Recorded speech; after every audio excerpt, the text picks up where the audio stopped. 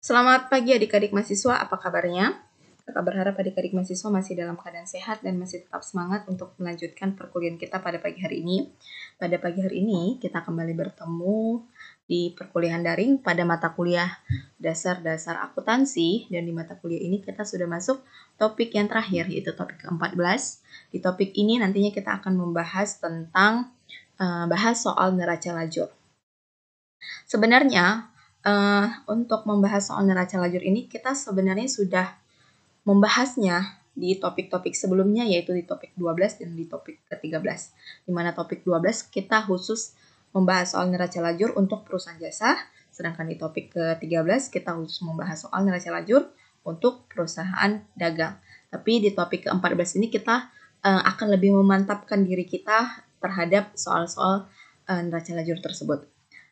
Seperti yang adik-adik bisa lihat di layar itu, ini adalah soal untuk neraca lajur, di mana PT Aneka telah melakukan usaha bidang perdagangan selama beberapa tahun.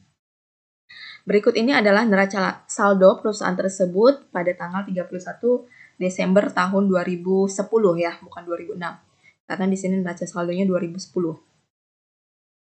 Jadi, adik-adik bisa lihat ini adalah neraca saldo PT Aneka dalam Rp1.000 per 31 Desember 2010, di mana perkiraannya dari mulai kas sampai dengan beban iklan, di mana total atau jumlah neraca saldo PT Aneka per 31 Desember 2010 yaitu sebesar Rp46.150.000 untuk sisi debit dan sisi kredit. Jadi ini dibaca bukan 46.150 tapi Rp46.150.000. Kenapa? Karena tadi ini adalah dalam Rp1.000. Jadi di belakangnya itu masih ada 3 nol. Jadi 3 nol itu kan sama dengan 1000, berarti Rp46.150.000. Lalu dari neraca saldo ini ada juga data-data penyesuaian per 31 Desember 2010, di mana data penyesuaian yang pertama adalah persediaan barang dagang per 31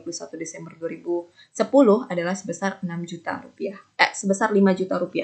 Ini bukan 2006 tapi 2010. Lalu yang kedua, kerugian piutang ditaksir 1% dari penjualan bersih.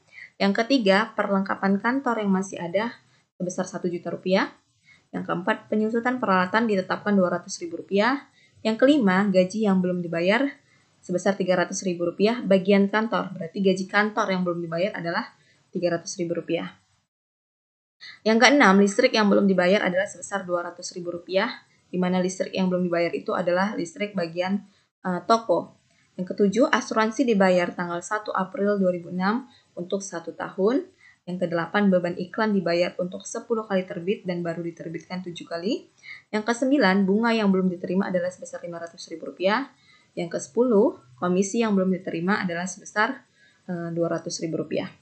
Lalu dari data-data penyesuaian ini ada catatan di mana persediaan dihitung menggunakan HPP dan ikhtisar laba rugi.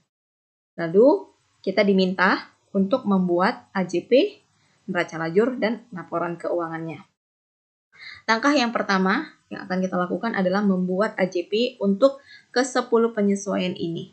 Di mana untuk poin pertama yaitu persediaan barang dagang per 31 Desember 2010 sebesar 5 juta.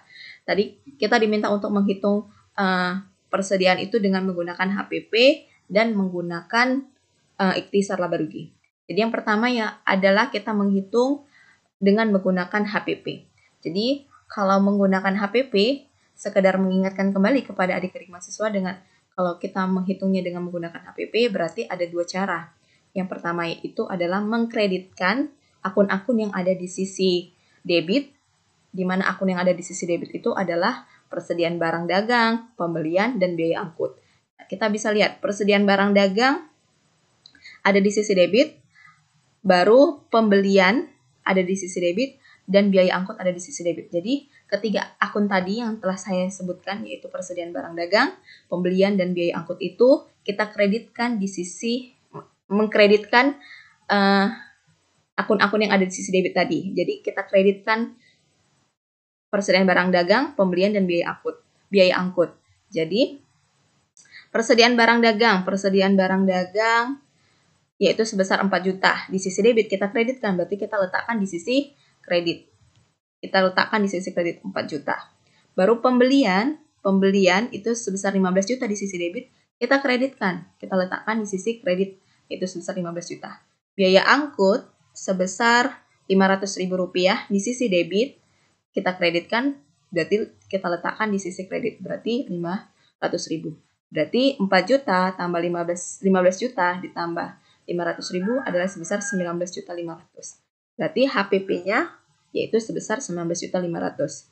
Lalu langkah yang kedua, mendebitkan yang ada di sisi kredit, mendebitkan akun-akun yang ada di sisi kredit, di mana akun-akun yang di sisi kredit itu adalah persediaan akhir.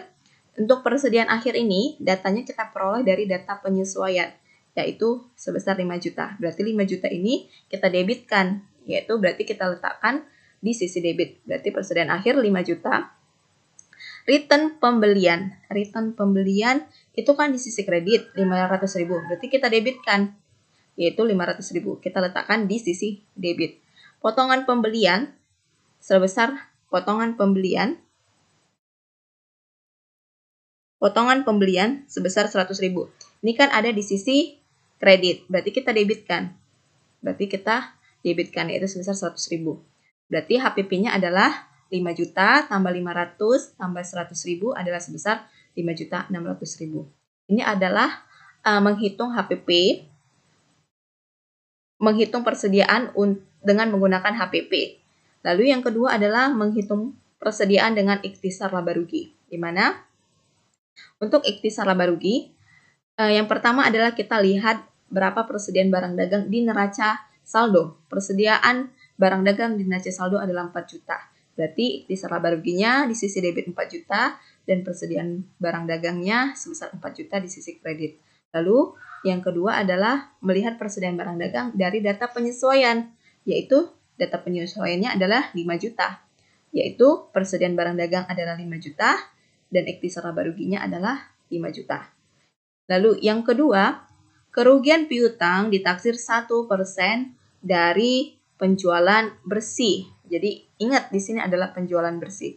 Di mana penjualan bersih itu adalah rumusnya penjualan dikurang return penjualan dikurang dengan potongan penjualan. Di mana penjualannya sebesar 32 juta.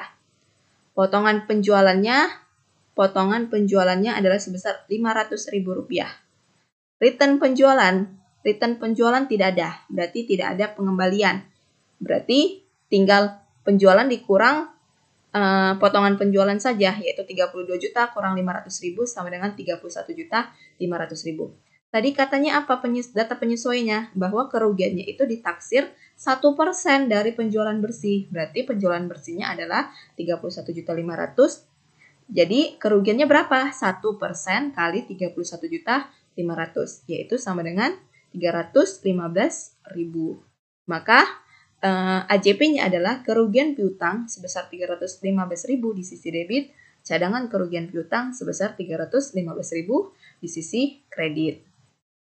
Lalu yang ketiga, perlengkapan kantor yang masih ada adalah sebesar 1 juta rupiah. Nah, kalau untuk ini yang kita hitung, yang kita masukkan datanya di AJP adalah berapa besar perlengkapan yang terpakai. Jadi perlengkapan yang terpakai itu adalah perlengkapan di neraca saldo, perlengkapan di neraca saldo dikurang dengan perlengkapan yang masih ada, yaitu perlengkapan di neraca saldo untuk perlengkapan kantor adalah sebesar 1.500.000, sedangkan di data penyesuaian adalah 1 juta. Berarti 1.500.000 dikurang 1 juta sama dengan Rp500.000. Maka beban perlengkapan adalah sebesar Rp500.000 di sisi debit dan perlengkapan sebesar Rp500.000 di sisi kredit. Lalu yang keempat, penyusutan peralatan ditetapkan Rp200.000. Berarti AJP-nya adalah beban penyusutan peralatan Rp200.000 di sisi debit, akumulasi penyusutan peralatan sebesar Rp200.000 di sisi kredit. Yang kelima, gaji yang belum